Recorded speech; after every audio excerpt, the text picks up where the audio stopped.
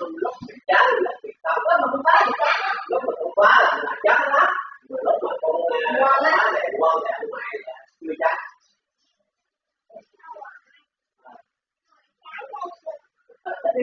Lúc